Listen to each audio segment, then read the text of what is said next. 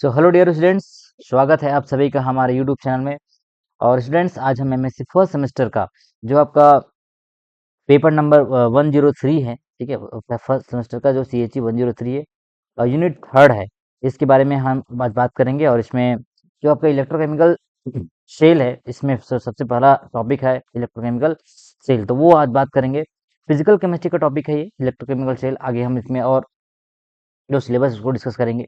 तो चलिए हाँ, एक चीज़ मैं आपको बता दूं कि बहुत सारे बच्चों का कमेंट था, सर कि एमएससी की फिजिकल केमिस्ट्री पे लेक्चर बनाइए, एमएससी की फिजिकल केमिस्ट्री में लेक्चर बनाइए। तो बच्चों, मैं आपको बता दूं, मैं थोड़ा सा बीएससी का लेक्चर्स में थोड़ा बिजी था, इस वजह से आपका एमएससी का नहीं बना पा रहा था। अब मैं कोशिश करूंगा आपके लिए कि एग्जाम तक एटलीस्ट जो फिजिकल केमिस्ट्री है उसको मैं कंटिन्यू कर सकूं। ये आपके लिए बहुत बेहतरीन थॉट आपके लिए लेके आए हैं। यहाँ देखिए, आज मुश्किल है, कल थोड़ा बेहतर होगा, बस उम्मीद मत छोड़ना, भविष्य जरूर बेहतरीन होगा। बच्चों, आप जब भी अपने सिलेबस की तैयारी करते हैं, एग्जाम की तैयारी करते हैं, तो ऐसा बिल्कुल मत सोचिएगा कि हमारे से नोट्स कंप्लीट नहीं हुआ है, हमने स्कूल कॉलेज में पढ़ाई नहीं हुआ है। कोशिश करिए कि अपने से कुछ जो लेक्चर्स हैं उसको, यूट्यूब में भी बहुत सारे लेवल्स रहते हैं, या इसको नोट्स में कन्वर्ट करने की कोशिश करिए जो आपके बुक में जो लिखा हुआ है। क्योंकि एट द टाइम आप एग्जाम टाइम जब आप तैयारी करने बैठते हैं तो बहुत सारी चीज़ें सामने आ जाती है, कैसे करें, तो डिप्रेशन आ जाता है। तो यहाँ पे देखिए, मैं ये आज का जो पेपर है, ये CHE 103 आपका है, फर्स्ट सेमेस्टर का है, जो जिसमें आपका quantum chemistry, thermodynamics and chemical dynamic, ये 3 चैप्टर इसमें है। तो मैं ये भी फर्स्ट सेकंड और यूनिट की बात नहीं कर रहा हूँ, अभी जस्ट मैं इलेक्ट्रोकेमिस्ट्री, ये जो तीसरा यूनिट है, आज मैं ये डिस्कस करने वाला हूँ। इलेक्ट्रोकेमिस्ट्री का ये पहला यूनिट है, इलेक्ट्रोकेमिकल सेल, इसके बारे में हम बात करेंगे, व्हाट इज इलेक्ट्रोकेमिकल सेल। उसके बाद देखेंगे रेडॉक्स सिस्टम, फिर धीरे धीरे इसको मैं कोशिश करूंगा आपके लिए इजी वे में बनाने का। ये आपका चौथा यूनिट है, इसमें 4 यूनिट है ये पेपर में। ये आपका, आप तो जानते ही होंगे, आपके सिलेबस में ये दिया हुआ है, जिसे अगर आप किसी पंडित रविशंकर शुक्ला यूनिवर्सिटी के किसी भी अफिलेटेड कॉलेज में होंगे, चाहे आप गरियाबंद में हो, चाहे आप कवर्धा में हो, या जितने भी रविशंकर से एफिलेटेड हैं, या दुर्ग विश्वविद्यालय में भी, दुर्ग विश्वविद्यालय में भी जो सिलेबस, यही सिलेबस है, कोई चेंजेस नहीं है। तो चलिए बात करते हैं आज। हाँ, इस यूनिट का ये वाला जो यूनिट है, सॉरी, ये वाला जो यूनिट है, इसके बारे में मैं थोड़ा सा बता दूं आपको। ये वाला है, हाँ, ये इलेक्ट्रोकेमिस्ट्री। इसमें का जो प्रीवियस ईयर क्वेश्चन थोड़ा सा एनालिसिस कर लेंगे कि क्या क्या क्वेश्चंस आए हुए हैं। जनरली इसमें जो क्वेश्चंस आए हैं, ये डिवाई हकल थ्योरी के ऊपर बहुत सारे क्वेश्चंस पूछे गए हैं। जैसे ये पहला क्वेश्चन है, लास्ट ईयर के क्वेश्चन है, ये 2024-25 का है, 2024 वाला क्वेश्चन है। What do you understand by thermodynamics of electrified interfaces? Explain Lippmann equation for a surface access, ये क्वेश्चन था। या इसका क्वेश्चन है, briefly discuss Debye-Huckel theory of activity coefficient of electrolytic solution, derive the Debye-Huckel Onsager equation, ये question है। What is Kohlrausch law? Write down the Debye-Huckel Onsager। ये देखिए, हर बार ये Debye-Huckel थ्योरी पूछा गया। तो कोशिश करते हैं इस चैप्टर को इनिशियली स्टार्ट करने का। अगर आपके स्कूल या सॉरी, अगर आपके कॉलेजेस में ये चैप्टर शुरुआत नहीं हुआ होगा, तो कोई बात नहीं, मैं इसको अच्छे से एक्सप्लेन करूंगा। हाँ, कई बच्चों का ये कमेंट रहता है, सर हिंदी में मिलेगा क्या नोट्स? देखो बच्चों, मास्टर्स जो है हिंदी में नहीं मिलता है, हिंदी में नहीं लिखना होता है। अगर बाई चांस आप हिंदी में लिखते भी हैं तो एग्जामिनर आपको हो सकता है मार्क्स दे दे, लेकिन मास्टर्स का जो सिलेबस है कंप्लीट आपको इंग्लिश में करना होता है। ये एमएससी पूरा आपको इंग्लिश में है, तो हिंदी में लिखने की कोशिश मत करिएगा, ठीक है। समझने की कोशिश कीजिएगा, इंग्लिश भी इतना कठिन नहीं है। चलिए बात करते हैं। आज का जो टॉपिक है वो है आपका redox systems and electrochemical cell. एकदम ध्यान से देखिएगा, लेक्चर को स्पीड में भगाना नहीं है। जो मैं पढ़ा रहा हूँ, जो समझा रहा हूँ, इसको MSc first semester, particularly MSc first semester के बच्चे ध्यान से सुनिएगा। जिन बच्चों को फिजिकल थोड़ा सा टफ लगता है या उनको नोट्स नहीं मिल रहा है, कोशिश करिए कि इसको आप लिखते चलिए, स्क्रीनशॉट लेते चलिए, नोट्स बनाते चलिए। I will try to explain everything whatever you want. So let us start. What is redox reaction? So the terms redox, you have studied in previous classes, reduction plus oxidation. The reaction where oxidation and reduction are taking place is called redox reaction. When we see the overview of chemical electrochemical cell, the fundamental difference between the two types of electrochemical cell is based on the whether the overall redox reaction is in the cell is spontaneous or non spontaneous. जब भी हम redox reaction की बात करते हैं, तो हमारे पास एक सेल, जो इलेक्ट्रोकेमिकल सेल की बात करता है, वो इस बात पे डिपेंड करता है कि कितने, जैसे उसके जो टाइप्स होंगे। जैसे पहला जो सेल है, एक तो एनर्जी रिलीज होगा, एक बात करता है एनर्जी रिलीज के बारे में और दूसरा बात करता है एब्जॉर्ब के बारे में। तो ये एनर्जी रिलीज और एब्जॉर्प्शन के आधार पे ही जो इलेक्ट्रोकेमिकल सेल होता है वो दो टाइप के होते हैं। पहला नॉन स्पॉन्टेनियस, ये आपका नॉन स्पॉन्टेनियस, और दूसरा है आपका स्पॉन्टेनियस, या यूं कहे कि ये स्पॉन्टेनियस या दूसरा आपका नॉन स्पॉन्टेनियस। अब ये स्पॉन्टेनियस और नॉन स्पॉन्टेनियस क्या है? आपने अपने क्लास 12th की केमिस्ट्री अगर आपको याद आ रही होगी तो आपने जरूर इस टॉपिक को पढ़े होंगे कि अगर आपका ऐसा रिएक्शन जहाँ पे ऊर्जा निकलती है, क्या एनर्जी रिलीज हो रहा है, तो वो कहलाता है आपका क्या बोलते हैं इसको, स्पॉन्टेनियस या स्वतः स्फूर्ति प्रक्रम बोलते हैं हिंदी में, स्पॉन्टेनियस प्रोसेस। और अगर आपको किसी रिएक्शन में एनर्जी लग रहा है, एब्जॉर्ब हो रहा है, तो क्या बोलते हैं इसको, नॉन स्पॉन्टेनियस प्रोसेस या अस्वतः स्फूर्ति या अस्वतः प्रवर्तित प्रक्रम बोलते हैं इसको हिंदी में यार। तो मुक्त ऊर्जा या फ्री एनर्जी अवशोषित होती है। दो कंडीशन है इलेक्ट्रोकेमिकल सेल का। पहला आपको मैं बता दिया कि पहला स्पॉन्टेनियस है जहां पे एनर्जी रिलीज होगा, और दूसरा है जहां पे एनर्जी एब्जॉर्ब होगा। अब इसको एक टर्म में समझ सकते हैं, आपको एक थर्मोडायनेमिक अगर पढ़े होंगे थर्मोडायनेमिक चैप्टर, तो इसमें देखिएगा एंडोथर्मिक और एक्सोथर्मिक होता है। एक्सोथर्मिक प्रोसेस में क्या होता है, एनर्जी बाहर निकलती है। एंडोथर्मिक प्रोसेस में क्या होता है, वो एनर्जी बाहर से लेती है।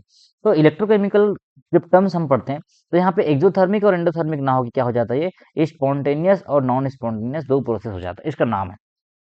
अब क्या होता है आपका जो स्पॉन्टेनियस प्रोसेस है वो देखते हैं। स्पॉन्टेनियस प्रोसेस में जब भी रिएक्शन प्रोसीड होती है तो इसमें एक टर्म्स याद रखिएगा, इसमें जो केमिकल ऊर्जा होता है, रासायनिक ऊर्जा जो होता है, वो विद्युत ऊर्जा में बदल जाती है।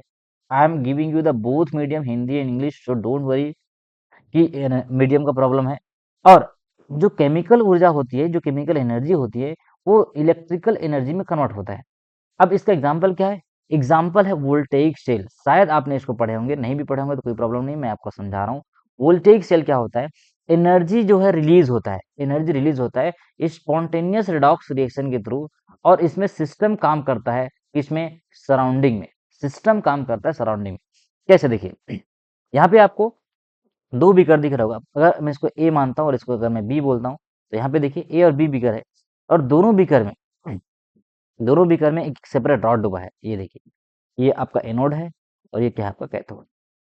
ठीक है, एनोड है कैथोड है।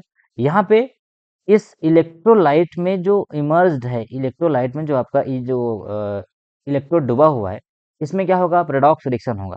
अब रेडॉक्स रिएक्शन के फलस्वरूप क्या होगा, एनर्जी बाहर निकलेगा। कैसे, यहाँ पे देखिए, हाफ आपका ऑक्सीडेशन रिएक्शन है। यहाँ पे एक कोई एलिमेंट है, ये अपना इलेक्ट्रॉन लॉस कर रहा है और क्या कन्वर्ट हो रहा है, आपका एक पॉजिटिव आयन में कन्वर्ट हो रहा है। अब इस इलेक्ट्रॉन को कोई एलिमेंट क्या करेगा, ये इधर रखेगा, रिडक्शन करेगा और इसको लेके क्या बना लेगा, अपना एलिमेंट बना लेगा, ये जीरो ऑक्सीजन स्टेट में आ जाएगा। तो जब ओवरऑल सेल रिएक्शन की बात करते हैं तो यहाँ पे देखिए आपको क्या हो रहा है, जो delta G is less than zero, delta G is less than zero की बात कब होती है, जब आपका रिएक्शन क्या हो रहा है, स्पॉन्टेनियस हो रहा है। इसका मतलब ये है कि इस a voltaic cell uses a spontaneous redox reaction delta G is less than zero to generate electrical energy. ये इलेक्ट्रिकल एनर्जी कन्वर्ट कर रहा है किसको, केमिकल एनर्जी से। क्योंकि यहाँ पे आपका जो एनोड है और ये जो आपका कैथोड है, इन दोनों में जो रिएक्शंस हो रहा है, यहाँ से यहाँ पे क्या हो रहा है, यहाँ पे इलेक्ट्रॉन रिलीज हो रहा है, ये इलेक्ट्रॉन, और ये इधर कहाँ जा रहा है, इधर जा रहा है। यहाँ पे आपको दिख रहा है, ये इलेक्ट्रॉन इधर जा रहे हैं। और जैसे ही इधर इलेक्ट्रॉन जाएगा, आपको पता है इलेक्ट्रॉन के अपोजिट डायरेक्शन में क्या होता है, आपको इलेक्ट्रिसिटी फ्लो होता है, और इधर आपका जो सराउंडिंग में क्या होता है, एनर्जी रिलीज होता है। तो this system is working on the surrounding. और ये क्या करेगा, in the cell reaction sum of the difference in free energy between higher energy reactant and lower energy product is converted into electrical energy. यहाँ पे आपका जितने भी chemical reactions हो रही है, उस केमिकल रिएक्शंस के फलस्वरूप आपकी एनर्जी कन्वर्ट हो रही है किसमें, इलेक्ट्रिकल एनर्जी में। विच ऑपरेट्स द लोड, ये जैसे आपको फ्लैश लाइट यूज करते हैं, MP3 प्लेयर के बारे में बात करते हैं, या कार है या स्टार्टर मोटर, जहाँ पे भी आप बैटरी यूज करते हैं, आपको याद होगा ये जो बैटरी है, ये बैटरी है, ठीक है। इसमें क्या होता है, ये chemical energy, this chemical energy is being converted into electrical energy using आपका इलेक्ट्रोकेमिकल सेल। तो इसका नाम क्या है आपका, the voltaic cell, the system does work on the surrounding road. याद रखिएगा, वोल्टेइक सेल, इसका नाम क्या है, वोल्टेइक सेल में क्या होता है, सिस्टम काम करता है सराउंडिंग में, system does work on the surrounding. तो एक समरी के तौर पे याद रखिएगा, यहाँ पे एनोड में क्या होता है, एनोड में होता है ऑक्सीडेशन, और आपका कैथोड में क्या होता है, कैथोड में होता है रिडक्शन। क्यों? क्योंकि इधर क्या है आपका, ये देखिए एनोड में इलेक्ट्रॉन निकल रहा है, एनोड से इलेक्ट्रॉन निकल रहा है, और इलेक्ट्रॉन का निकलना क्या कहलाता है, इलेक्ट्रॉन का निकलना क्या कहलाता है आपका ऑक्सीडेशन। और इधर से इलेक्ट्रॉन इधर पूरा सिस्टम इधर जा रहा है, ये इधर जा रहा है, और कैथोड क्या करेगा, उसको गेन करेगा। तो कैथोड में क्या होगा, कैथोड में होगा आपका रिडक्शन, Cr। ये एनोड में ऑक्सीडेशन, कैथोड में। इसका एग्जाम्पल है डेनियल सेल, जो आपका जिंक जिंक कॉपर जो सेल होता है वो कहलाता है आपका डेनियल सेल। क्या है, डेनियल सेल। तो उल्ट अब यहाँ पे आपको जो मैं बात कर रहा था, इलेक्ट्रोकेमिकल सेल दो टाइप के होते हैं। पहला टाइप का जो सेल है वो क्या है आपका, पहला टाइप का है जो स्पॉन्टेनियस। स्पॉन्टेनियस मतलब क्या, खुद से एनर्जी दे रहा है, हमको एनर्जी देना नहीं पड़ रहा है, यहाँ पे कोई एनर्जी देने की बात नहीं हो रही, यहाँ पे एनर्जी क्या हो रही है, हमको गेन हो रहा है, किसके फलस्वरूप, केमिकल एनर्जी के फलस्वरूप, इलेक्ट्रॉन का जो ऑक्सीडेशन रिडक्शन हो रहा है उसके फलस्वरूप हमको एनर्जी क्या हो रही, मिल रही है। अब दूसरा टाइप का जो सेल होगा, जिसमें हमको क्या करना पड़ेगा, एनर्जी देना पड़ेगा। तो ये पॉइंट आप नोट कर लीजिए इसको, यहाँ मैं सारा चीज मिटा देता हूँ। अगर आपको स्क्रीनशॉट लेना है तो स्क्रीनशॉट ले लीजिए, सो दैट कि आपको पूरा क्लियर हो जाए वोल्टेइक सेल है क्या। वोल्टेइक सेल जो स्पॉन्टेनियस रिडॉक्स, इसका मस्ट कंडीशन याद रखिएगा, डेल्टा जी इसके लिए क्या होता है, लेस देन जीरो। क्योंकि हमको यहाँ पे एनर्जी क्या करना पड़ रहा है, देना नहीं पड़ रहा है, मतलब ये इलेक्ट्रिसिटी जनरेट कर रहा है खुद से इसकी केमिकल एनर्जी के फलस्वरूप। तो यहाँ पे जो हायर ऑक्सीडेशन पोटेंशियल होता है, जैसे यहाँ पर ये इसमें जो होता है, जैसे जिंक है, ठीक है, तो जिंक जो है अपना इलेक्ट्रॉन क्या करेगा, लॉस करेगा। आगे इसको और अच्छे तरीके से मैं बताऊंगा, यहाँ पे बस इतना समझिए वोल्टेइक सेल का मतलब क्या है। वोल्टेइक सेल जो है एनर्जी रिलीज करता है किसी स्पॉन्टेनियस रेडॉक्स रिएक्शन के फलस्वरूप। अब coming to the second type of electrochemical cell, that is your electrolytic cell. The first one is your voltaic cell and the second one is your electrolytic cell। नाम से समझ आ रहा है electrolytic, इसका मतलब क्या हो रहा है, इलेक्ट्रिसिटी देने से कुछ तो हो रहा है, यहाँ पे हमको एनर्जी एब्जॉर्ब कराना पड़ रहा है, किसको, किसी नॉन स्पॉन्टेनियस प्रोसेस को ड्रिवन करने के लिए, चलाने के लिए। क्योंकि यहाँ पे इलेक्ट्रिकल एनर्जी कन्वर्ट होगा किसमें, केमिकल एनर्जी। ध्यान देखिए, an electrical cell uses electrical energy to drive a non-spontaneous redox reaction। यहाँ पे delta G is greater than zero, क्या, क्योंकि यहाँ पे एनर्जी हमको क्या करना पड़ रहा है, देना पड़ रहा है। So in in the cell reaction and external power circuit, यहाँ पे देखिए इस पूरे पात्र में, ये बीकर में देखिए, पिछले वाले में आपके पास क्या था, दो बीकर था, एक अलग सेपरेट बीकर था ए, और दूसरा सेपरेट बीकर था बी। लेकिन यहाँ पे आपके पास एक ही बीकर है, यहाँ पे देखिए एक ही वेसल है, और इस एक ही वेसल सेल में आपको इलेक्ट्रोकेमिकल से जो रिएक्शन कराना है वो क्या हो रहा है, प्रोसीड हो रहा है। अब यहाँ पे हो क्या है, in the cell reaction an external power source supply, यहाँ पे हम एक्सटर्नल पावर सोर्स दे रहे हैं, या हो सकता है ये इलेक्ट्रिसिटी हो सकता है, ठीक है, या अगर हम बात करते हैं कोई बैटरी या डीसी सोर्स हम अगर देना चाहें इसमें, तो इलेक्ट्रिसिटी हम क्या कर रहे हैं, यहाँ से प्रोवाइड कर रहे हैं। Now to convert lower energy resultant into higher energy product, यहाँ पे the surrounding do work on the system, यहाँ पे सराउंडिंग काम कर रहा है, यहाँ पे सिस्टम काम नहीं कर रहा है, यहाँ पे सिस्टम से कोई एनर्जी रिलीज होते हुए आपको नहीं दिखेगा, यहाँ पे सिस्टम एनर्जी एब्जॉर्ब कर रहा है, और इसी को बोलते हैं इलेक्ट्रोलाइटिक सेल। इसका एग्जांपल है, बेस्ट एग्जांपल है, जब इलेक्ट्रोप्लेटिंग करते हैं तो वहां पे क्या करते हैं, इलेक्ट्रोलाइटिक रिएक्शन होते हैं, यहाँ पे भी ऑक्सीडेशन रिडक्शन होता है। यहाँ पे देखिए वो क्या रहा है, जैसे अगर मैं बात, यहाँ पे भी एनोड है, यहाँ पे भी कैथोड है, इस एनोड से ऑक्सीडेशन होकर इलेक्ट्रॉन लॉस होगा, और यही इसका इलेक्ट्रॉन क्या करेगा, इधर गेन होगा, ये इलेक्ट्रॉन अपना क्या करेगा, इसको रिडक्शन करेगा। लेकिन इसमें हमको एनर्जी मिल नहीं रहा है, यहाँ पे एनर्जी हम दे रहे हैं। सो इसमें होने वाली जो जितने भी रिडॉक्स रिएक्शन है वो स्वतः प्रवर्तित या स्पॉन्टेनियस नहीं है। क्या है, क्योंकि प्रतिक्रिया को चलाने के लिए हमको बाहरी विद्युत ऊर्जा या बाहरी एक्सटर्नल इलेक्ट्रिक फील्ड प्रदान करनी पड़ती है। सो यह ऊर्जा जो हम तो दे रहे हैं वो बैटरी या डीसी से देते हैं, और इसमें एनोड ऑलवेज क्या रहेगा, आपका जो पॉजिटिव रहेगा वो एनोड है, और कैथोड क्या है आपका, जो निगेटिव वो निगेटिव। सो इलेक्ट्रॉन कहाँ से जा रहा है, इलेक्ट्रॉन बैटरी से कैथोड की ओर जाएगा। इलेक्ट्रॉन कहाँ जाएगा, बैटरी से आपका, हाँ, इलेक्ट्रॉनों का प्रवाह जो है आपका बैटरी से इधर इधर कैथोड की ओर होता है। उसके बाद यहाँ पे ये रिएक्शंस होंगे, इलेक्ट्रोकेमिकल सेल होंगे। So energy is absorb to drive a non spontaneous redox reaction, हमको इसमें एनर्जी क्या करना पड़ रहा है, देना पड़ रहा है। तो ये कहलाता है विद्युत अपघटनी सेल। अगर आप थोड़ा सा हिंदी मीडियम के बच्चे होंगे, कभी कभी मास्टर्स में पूरे बच्चे हिंदी मीडियम इंग्लिश मीडियम के नहीं होते हैं, तो मैं उन लोगों के लिए, उन बच्चों के लिए भी बताना चाहूंगा कि आपने विद्युत अपघटनी सेल जरूर पढ़े होंगे आपके सिलेबस में, विद्युत अपघटनी सेल। तो यही कहलाता है आपका क्या, इलेक्ट्रोलाइटिक सेल जो होता है, जिसमें विद्युत एनर्जी देते हैं, विद्युत या इलेक्ट्रिकल एनर्जी देते हैं, और उस इलेक्ट्रिकल एनर्जी देने से वहां पे जो केमिकल रिएक्शन होता है वो कहलाता है आपका इलेक्ट्रोलाइटिक सेल। तो आई होप कि दोनों सेल क्लियर होगा। पहले सेल में हमको एनर्जी देना नहीं पड़ रहा है, हमको एनर्जी मिल रहा है, that is your spontaneous process. And the second type का जो सेल है वो आपका कहलाता है इलेक्ट्रोकेमिकल या इलेक्ट्रोलाइटिक जो सेल होता है। चलिए, अब इसमें दो प्रोसेस होता है, एक डायरेक्ट रेडॉक्स रिएक्शन होता है, और दूसरा होता है इनडायरेक्ट रेडॉक्स रिएक्शन।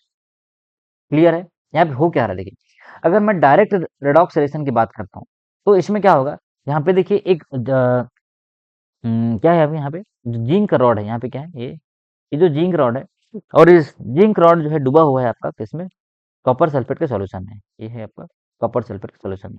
अब जब ऑक्सीकरण और अपचयन एक ही पात्र में होते हैं तो उसे डायरेक्ट रेडॉक्स रिएक्शन कहते हैं। रेडॉक्स रिएक्शन की भी दो टाइप है, डायरेक्ट और इनडायरेक्ट। अगर कोई ऑक्सीडेशन और रिडक्शन एक ही वेसल में हो रहा है तो इसमें क्या होता है, इसको क्या बोलते हैं, डायरेक्ट रेडॉक्स रिएक्शन कहते हैं। और इसमें इलेक्ट्रॉनों का जो आदान प्रदान है सीधे ही रिएक्टेंट के बीच होता है। इस प्रकार की अभिक्रिया में जो उत्पन्न ऊर्जा होता है सामान्यतः हीट के रूप में निकलती है, न कि कोई विद्युत धारा के रूप में। क्या होता है इसमें, जब किसी रेडॉक्स रिएक्शन को हमको प्रोसीड कराना है और अगर वो एक ही वेसल में है, देखिए यहाँ पे एक आपको बीकर दिख रहा होगा, और इस बीकर में कॉपर सल्फेट का सॉल्यूशन हमने डाल दिया, और उसी में जिंक रॉड या जिंक प्लेट को हमने इमर्ज कर दिया। अब क्या हो रहा है, जिंक से जो इलेक्ट्रॉन निकल रहा है, यहाँ देखिए, यहाँ पे जो जिंक है यहाँ से इलेक्ट्रॉन निकल जाए, और यहाँ पे क्या, यहाँ पे थोड़ा सा इसको लेजर से बताता हूँ।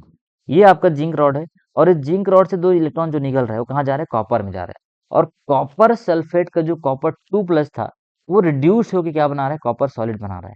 इसका मतलब इस प्रोसेस में जो इलेक्ट्रॉन निकला वो डायरेक्ट कहाँ चला जा रहा है, कॉपर 2+ से कहाँ बना, क्या बना रहा है, वो कॉपर 0 में बना रहा है। मतलब जिंक यहाँ पे ऑक्सीडाइज हो रहा है और कॉपर यहाँ पे क्या हो रहा है, रिड्यूस हो रहा है। तो ऑक्सीडेशन और रिडक्शन के प्रोसेस में जो इलेक्ट्रॉन्स निकल रहे हैं, जो जिसको एनर्जी के फॉर्म में निकलना था, वो वहीं पे उसको हीट कॉज या वहां पे उष्मा निकल रही है, उष्मा के रूप में निकल रही है, कोई इलेक्ट्रिकल एनर्जी फ्लो नहीं हो रही है।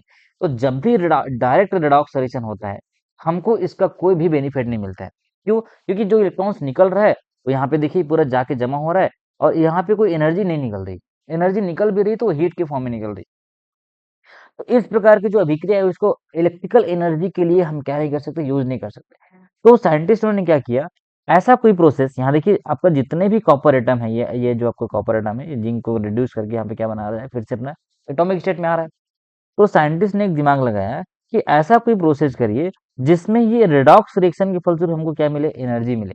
और यही कॉन्सेप्ट है आपका वोल्टेइक सेल का, जिसमें इनडायरेक्ट रेडॉक्स रिएक्शन की बात करता है। इसमें क्या होता है, जब भी आपका ऑक्सीडेशन या रिडक्शन अलग अलग या हाफ सेल या अलग अलग वेसल्स में होता है तो इसको बोलते हैं इनडायरेक्ट रेडॉक्स रिएक्शन। ध्यान से समझिएगा, आपको लग रहा होगा सिलेबस की बात नहीं है, ये सिलेबस का ही पार्ट है, आपके मास्टर्स का ही पार्ट है।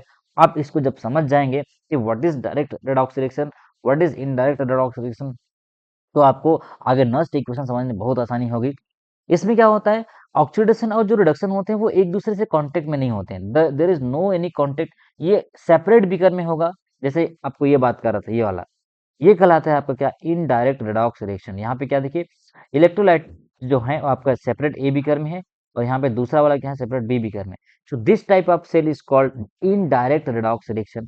और इसमें इलेक्ट्रॉनों का जो फ्लो होता है वो एक वायर के माध्यम से होता है, एक इनोड इलेक्ट्रोड से दूसरे इलेक्ट्रोड की तरफ होता है। सो इसमें जब विद्युत ऊर्जा निकलती है, इलेक्ट्रिक करंट के फॉर्म में जब निकलता है, तो आपको पता है what is electric current, electric current is just a flow of electron. तो भाई फ्लो ऑफ इलेक्ट्रॉन को आप क्या कर रहे हैं, बैलेंस मैनेज कर रहे हैं कि वो एक वायर के माध्यम से एक दूसरे से एक वेसल से दूसरे वेसल में जा रहा है। तो ये कॉन्सेप्ट आपका इलेक्ट्रिसिटी जो जनरेट करने में मदद करता है। तो यहाँ पे जो जिंक कॉपर वोल्टेइक सेल है, यहाँ पे क्या होता है, जिंक जो है अपना 2 इलेक्ट्रॉन लॉस करता है, और ये आपका होता है ऑक्सीडेशन एट एनोड। और कॉपर जो है अपना 2 इलेक्ट्रॉन जो जिंक से लिया है उसको रिड्यूस करके अपना जो किस में आ जाता है, 0 में आ जाता है। सो इस प्रकार की अभिक्रियाओं का उपयोग इलेक्ट्रोकेमिकल सेल में किया जाता है। कौन सा, इनडायरेक्ट रेडॉक्स रिएक्शन की जब हम बात करते हैं। अब यहाँ देखिए पूरा प्रोसेस आपको मैं बता रहा हूँ, what is exactly electrochemical cell. यहाँ पे देखिए जिंक का हमने यूज किया है एनोड की तरफ। जिंक का जो ऑक्सीडेशन पोटेंशियल है वो बहुत ज्यादा होता है, बहुत जल्दी इलेक्ट्रॉन ये लॉस करता है। और कॉपर है, अब देखिए यहाँ पे एकदम ध्यान से देखिएगा, एकदम ध्यान से मैं क्या बनाया यहाँ पे, जिंक नाइट्रेट का हमने सोल्यूशन लिया है और यहाँ पे कॉपर नाइट्रेट का सोल्यूशन सेम चीज है। अब जिंक सल्फेट भी ले सकते हैं, नो प्रॉब्लम। यहाँ पे जिंक नाइट्रेट का सोल्यूशन में जिंक के रॉड को डुबाए हैं और कॉपर नाइट्रेट के सोल्यूशन में आपको कॉपर को डुबाए हैं। हो क्या रहा है, यहाँ से ये जो आपको क्लिप दिख रहा है, इस क्लिप से हमने इस वायर को जोड़ा है और ये पूरा इलेक्ट्रोलाइट है, इसमें कॉपर जिंक नाइट्रेट का सोल्यूशन है, इसे पूरा भरा हुआ है। अब जैसे ही जिंक अपनी यहाँ ऑक्सीडेशन की प्रोसेस होगी, जैसे ही जिंक अपना 2 इलेक्ट्रॉन क्या किया, एक्वस मीडियम में लॉस किया, ये 2 इलेक्ट्रॉन इन्होंने दिखाया। अभी धीरे धीरे इधर पूरा इलेक्ट्रॉन क्या हो रहा है, जा रहा है इधर, ठीक है। अब इस बीच में आपको एक बल्ब दिख रहा होगा, ये बल्ब दिख रहा होगा। उसके बाद इधर से आपका इलेक्ट्रॉन कहाँ जा रहा है, इस कॉपर की तरफ आ रहा है। अब कॉपर में जैसे ही आएगा तो क्या होगा, कॉपर ऑलरेडी यहाँ पे 2+ में है। क्यों, क्योंकि यहाँ पे कॉपर भाई अपना सॉल्यूशन एक्वस आयन में 2+ में है और नाइट्रेट अपना NO3- के फॉर्म है, उससे हमको कोई मतलब नहीं है। अब हमारा जो केटायन है वो क्या करेगा, इलेक्ट्रॉन 2 इलेक्ट्रॉन को गेन करेगा और ये अपना सॉलिड कॉपर यहाँ पे जाके जमा हो रहा है। ये देखिए पूरा कॉपर प्लेट में क्या हो रहा है, यहाँ से ये निकल रहा है, ये आपको एकदम इसमें माइनर डिफरेंस देखिए। ये आपको जो दिख रहा है वो कहाँ जा रहा है, सॉल्यूशन में जा रहा है, और यहाँ पे जो सॉल्यूशन में है वो कहाँ जा रहा है, वो इधर चिपक रहा है ये कॉपर में, क्योंकि रिडक्शन होते जा रहा है। अब कॉपर कैथोड में है, जिंक एनोड में है। अब यहाँ से इलेक्ट्रॉन फ्लो की विपरीत दर से हमको पता है, जब इलेक्ट्रॉन जो है इधर फ्लो होता है तो इलेक्ट्रिसिटी इधर फ्लो होता है, और इलेक्ट्रिसिटी फ्लो होने की वजह से हमको यहाँ पे हम यहाँ पे अमीटर लगा सकते हैं या कोई बल्ब लगा के देख सकते हैं, क्या वो बल्ब ग्लो कर रहा है। तो बिल्कुल यहाँ पे इलेक्ट्रिसिटी जो है जनरेट होता है, और इसकी वजह से आपको जो बल्ब है वो जलता हुआ ऐसे दिखाई देगा। इसकी पोटेंशियल डिफरेंस हो सकता है कम ज्यादा, लेकिन आपको यहाँ पे डिफरेंस इन पोटेंशियल की वजह से आपका इलेक्ट्रिसिटी जनरेट होता है। अब इसके दोनों के बीच में आपको एक यू आकार की नली दिख रहा होगा, ये दिख रहा है, ये क्या है, ये है आपका सॉल्ट ब्रिज। ये क्या है आपका सॉल्ट ब्रिज, हिंदी में इसको बोलते हैं लवण सेतु। शायद आपने इसको जरूर अपने लोअर क्लास में पढ़े होंगे। तो क्या है, देखते हैं लवण सेतु और क्यों लगाते हैं इसको। सो यहाँ पे देखिए पूरा टोटल 1.10 वोल्ट मीटर, यहाँ पे अगर वोल्टामीटर रख देते हैं तो ये आपका यहाँ पे 1.10 का डिफरेंस दिखाता है। इसका मतलब ये है इसका मतलब ये है कि यहाँ जो इलेक्ट्रोकेमिकल सेल बना है, ये इसका जो इलेक्ट्रॉन जो फ्लो हो रहा है उसको हम इलेक्ट्रिकल एनर्जी में कन्वर्ट कर सकते हैं। अब मुझे एक बात बताइए, जैसे ही जिंक जो है जिंक जो है अपना इलेक्ट्रॉन लॉस कर रहा है, यहाँ देखिए जिंक अपना पूरा इलेक्ट्रॉन लॉस कर रहा है और धीरे धीरे धीरे धीरे पूरा अपना क्या कर रहा है, इलेक्ट्रॉन्स को इधर कॉपर की तरफ भेज रहा है। अब जब कॉपर की तरफ भेजेगा, पूरा इलेक्ट्रॉन कहाँ जा रहा है, कॉपर की तरफ अब धीरे धीरे जिंक पूरा खत्म होता जाएगा। भाई जिंक का क्या हो रहा है यहाँ पे, जिंक का डिसोल्यूशन हो रहा है, जिंक अपना 2 इलेक्ट्रॉन लॉस करके ये पूरा 2 इलेक्ट्रॉन कहाँ जा रहा है, कॉपर में जा रहा है। इसका मतलब ये क्यों है। अब अभी क्वेश्चन अपने दिमाग में ला सकते हैं, सर जिंक जो है अपना इलेक्ट्रॉन लॉस करके इधर क्यों जा रहा है, कॉपर ही क्यों नहीं आ रहा है। मतलब कॉपर अपना इलेक्ट्रॉन लॉस करके, कॉपर का भी तो 2 इलेक्ट्रॉन इधर से लॉस हो रहा है ना भाई, और इधर से क्यों नहीं आ रहा है। तो मैं आपको बता दूं कि जिंक जो है स्ट्रॉन्गर रिड्यूसिंग एजेंट है, किससे, कॉपर से। तो जिसका रिड्यूसिंग पावर ज्यादा होता है, जैसे एसिडिटी बेसिडिटी में जो ज्यादा एसिडिटी होता है, वैसी जो स्ट्रॉन्गर रिड्यूसिंग होता है अपना जो जिंक है, तो इसकी नेचुरल टेंडेंसी है कि इलेक्ट्रॉन को अपना लॉस करके, मतलब ये मेटल जो है जिंक मेटल से अपने कॉपर तरफ जाता है। सो यहाँ पे ये समझ सकते हैं कि जिंक का रिड्यूसिंग पावर कॉपर से ज्यादा है, इसलिए इलेक्ट्रॉन कहाँ जा रहा है, कॉपर की तरफ जा रहा है, न कि आपका कॉपर से जिंक की तरफ जा रहा है। तो यहाँ पे एक जो टर्म्स देखिएगा, सॉल्ट ब्रिज। अभी सॉल्ट ब्रिज क्या करता है, क्या ये सॉल्ट ब्रिज लगाने से सेल काम नहीं करेगा, सॉल्ट ब्रिज लगाने से सेल काम करेगा, लेकिन एक समय तक। क्यों, बताता हूँ आपको आगे। देखिए यहाँ पे होता क्या है, एक्चुअली में जो इलेक्ट्रॉन्स का फ्लो होता है, यहाँ पे थोड़ा सा टर्म समझिएगा कि कोई अगर आपको करंट और वोल्टेज में थोड़ा सा मैं हमको अंदर समझाता हूँ कि what is low voltage, what is high voltage. जैसे आपको एक नदी का पानी दिख रहा है, यहाँ पे एकदम शांत रिवर, एकदम धीरे धीरे चल रहा है, एकदम फ्लो, कोई भी ज्यादा इसमें ज्यादा नॉर्मल फ्लो से हो रहा है। तो अगर फ्लो ऑफ इलेक्ट्रॉन्स को, इसको मैं एनालॉगी समझूं, धीरे धीरे यहाँ फ्लो ऑफ इलेक्ट्रॉन्स चल रहा है, तो फ्लो ऑफ इलेक्ट्रॉन्स जो है सिमिलर है वायर में, अगर कोई पानी एकदम शांत रूप से नदी में चल रहा है। लेकिन जैसे ही इसमें हाई वोल्टेज आता है, हाई वोल्टेज को हम समझ सकते हैं जब पानी जो है झरना से, वाटरफॉल से गिरता है, तो देखिए उसमें हाई वोल्टेज आ जाता है। हाई वोल्टेज कहने का मतलब उसमें जब ग्रेविटी ऐड होता है तो इसी तरह आपका हाई वोल्टेज की जो इलेक्ट्रिसिटी है या हाई वोल्टेज जो इलेक्ट्रिसिटी होता है, उसको आप एनालॉगस कर सकते हैं कि steep descent for a river. ये देखिए, यहाँ पे जब एकदम तेजी से पानी बहता है तो वहां पे हाई वोल्टेज का केस होता है। हाई वोल्टेज मतलब इतना सारा इलेक्ट्रॉन एक साथ जा रहा है।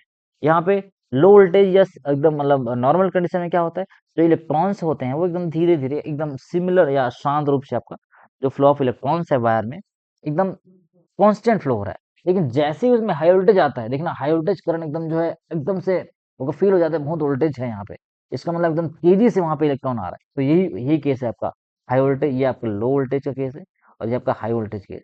तो यहाँ पे जो आपको वोल्टेज डिफरेंस दिख रहा है 1.10, इसका मतलब यहाँ पे बहुत लो वोल्टेज है, यहाँ पे ज्यादा इलेक्ट्रॉन का वो नहीं है। और वोल्ट मीटर में कितना दिखा रहा है 1.10।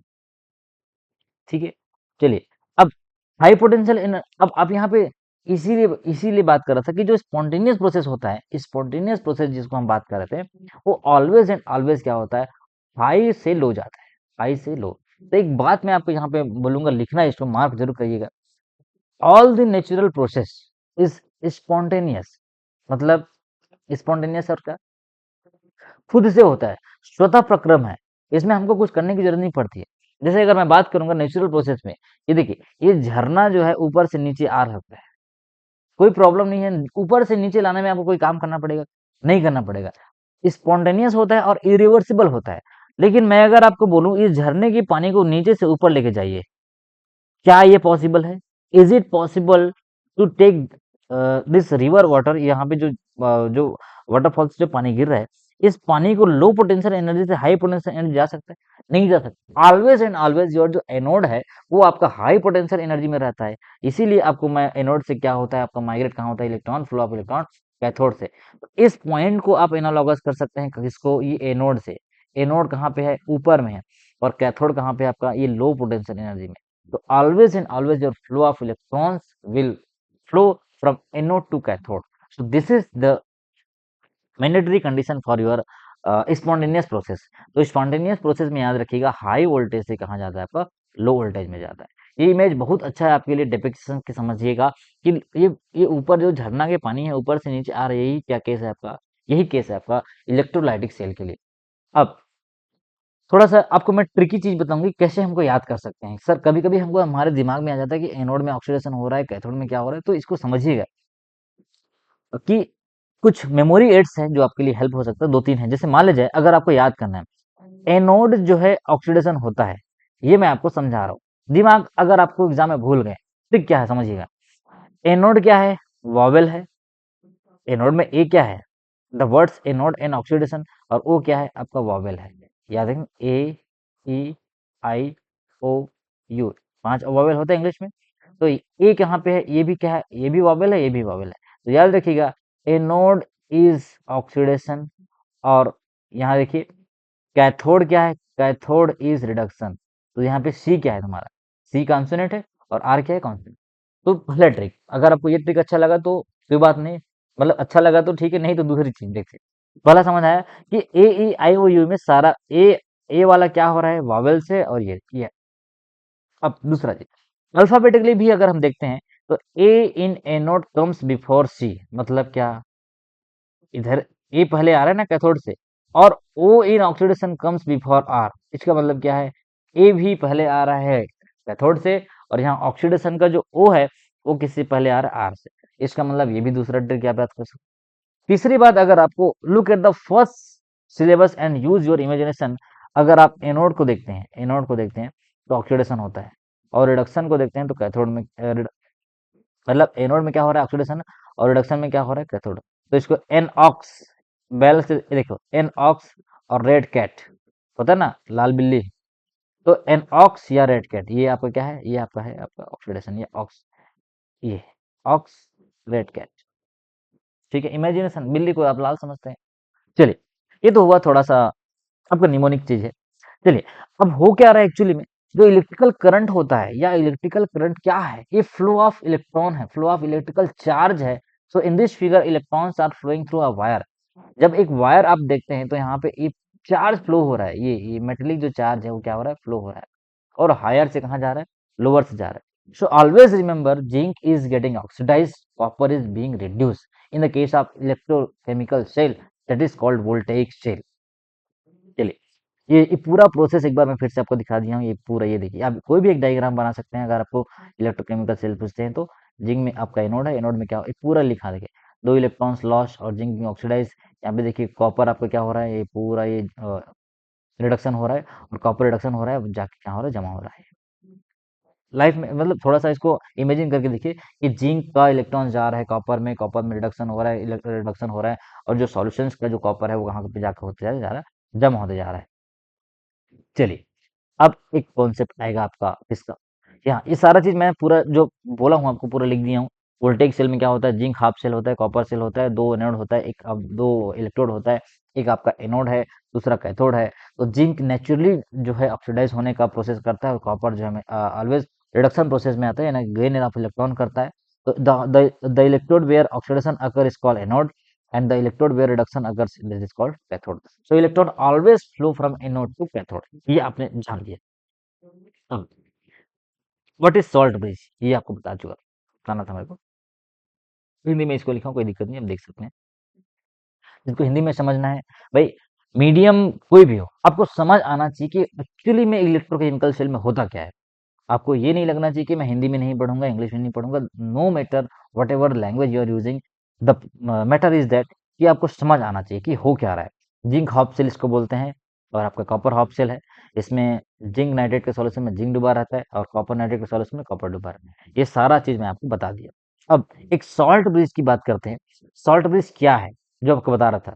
एक यू आकार की नली होती है जिसमें इलेक्ट्रोलाइट का घोल, जैसे कि KCl है या KNO3 है या अमोनियम नाइट्रेट भरा होता है। अब इसमें इसकी नीड क्यों होती है, कभी कभी क्या होता है, रेडॉक्स रिएक्शन जब होता है तो जो एनोड होता है, भाई जो एनोड है जिसमें जिंक आपका दिख रहा था आपको, वो क्या करता है, सॉल्यूशन में जाता है, विलियन में जाते हैं, और विलियन क्या हो जाता है, सॉल्यूशन क्या हो जाता है, पॉजिटिव हो जाता है। अब पूरा पॉजिटिव हो गया। अब कैथोड पे क्या हो रहा है, कैथोड पे जितने भी जो आयंस हैं वो क्या हो रहा है, इलेक्ट्रॉन्स गेन कर रहे हैं। और इलेक्ट्रॉन गेन करने से जो आपका जो सॉल्यूशन है वो क्या हो रहा है, वो क्या हो रहा है, पूरा निगेटिव हो रहा है। तो अगर सॉल्ट ब्रिज नहीं होगा तो दोनों में चार्ज का बैलेंस डिसबैलेंस हो जाएगा, और इसी डिसबैलेंस को कंप्लीट करने के लिए आपका जो सॉल्ट ब्रिज क्या करता है, यहाँ पे देखिए, यहाँ पे मैं एक चीज लिख के दिया, आप शायद ध्यान नहीं देंगे। यहाँ देखिए भाई, इस पूरे सॉल्यूशन में यहाँ पे एक थोड़ा सा ध्यान दीजिएगा, एकदम बहुत बेहतरीन चीज बता रहा हूँ कि हो क्या रहा है। ये सॉल्ट ब्रिज में ये भरा है, क्या भरा है, पोटेशियम नाइट्रेट या सोडियम नाइट्रेट का सॉल्यूशन भरा है। अब जैसे ही इधर पूरा इलेक्ट्रिकल जिंक नाइट्रेट के सॉल्यूशन में यहाँ पे पूरा इलेक्ट्रॉन्स क्या हो रहा है, पूरा पॉजिटिविटी खत्म हो रहा है। तो इसको बैलेंस करने के लिए आपका जो नाइट्रेट का जो सॉल्यूशन है, इधर एनायन है इधर माइग्रेट करेगा, और केटायन किधर माइग्रेट करता है, इसका इधर माइग्रेट करता है, क्योंकि यहाँ पूरा केटायन क्या हो जा रहा है, खत्म हो जा रहा है। तो इस केटायन को इधर, जो आपका सोडियम केटायन है वो इधर माइग्रेट करता है, और एनायन किधर माइग्रेट करेगा, आपका एनोड की तरफ। तो इस वजह से इसमें इलेक्ट्रोलाइट का होना जरूरी है। अदरवाइज एक समय के बाद आपका सेल क्या हो जाता है, एक आपका जो सेल है वो खत्म हो जाता है, या अब यूं कहें कि वो डिस्चार्ज हो जाता है। इसीलिए आपका सॉल्ट ब्रिज की यूज होता है। सॉल्ट ब्रिज में KCl यूज करते हैं, NaNO3, एक एक जेली स्ट्रक्चर होता है या जेली सॉल्यूशन होता है, जिसको अगर अगर मीडिया में बनाते हैं, ठीक है, जेल या घोल के रूप में प्रयोग किया जाता है।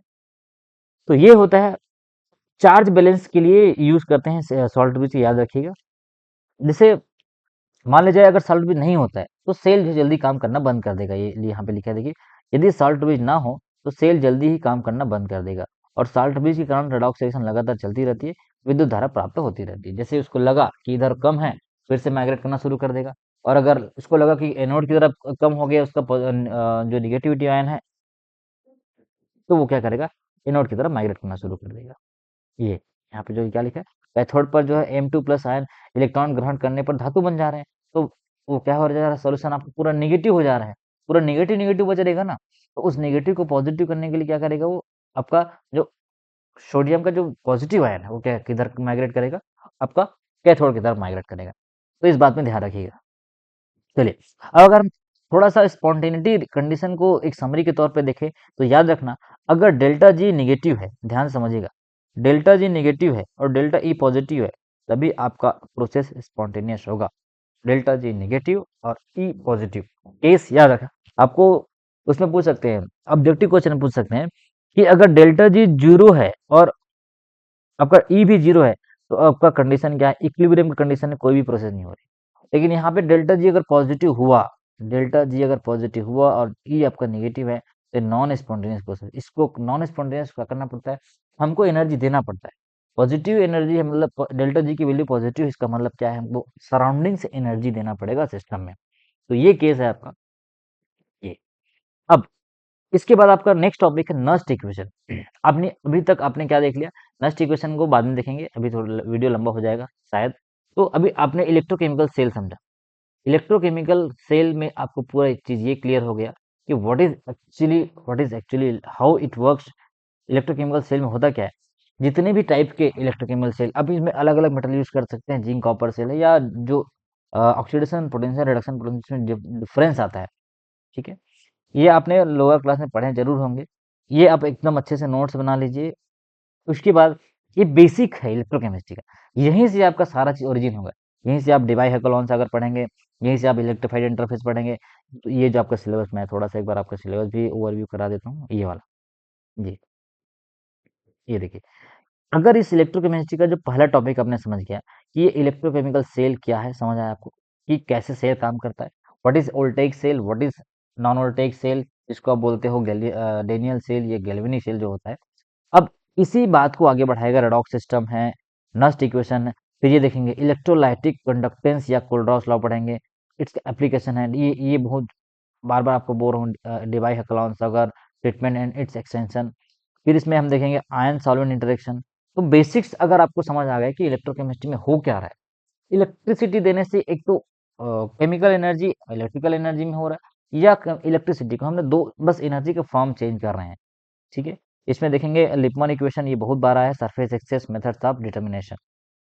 तो चलिए मिलते हैं नेक्स्ट वीडियो में, तब तक के लिए अगर आपको वीडियो पसंद आया, अगर ये वीडियो आपको अच्छा लगा तो आप कमेंट करिए, सर कंटिन्यू करिए एमएससी का जो लेक्चर है। मैंने ऑलरेडी थर्ड सेमेस्टर के कुछ लेक्चर्स प्रोवाइड किया हुआ है, कुछ वजह से लेक्चर कंटिन्यू नहीं हो रहा, लेकिन अगर आप थोड़ा सपोर्ट करते हैं, कमेंट करते हैं, सर आपको समझ आ रहा है कि लैंग्वेज कैसा है, जो मैं पढ़ा रहा हूँ हिंदी में इंग्लिश में, वो आप जरूर कमेंट करके बताइएगा, सो दैट मैं थोड़ा आगे और कंटिन्यू करूँगा। चलिए मिलते हैं नेक्स्ट वीडियो में।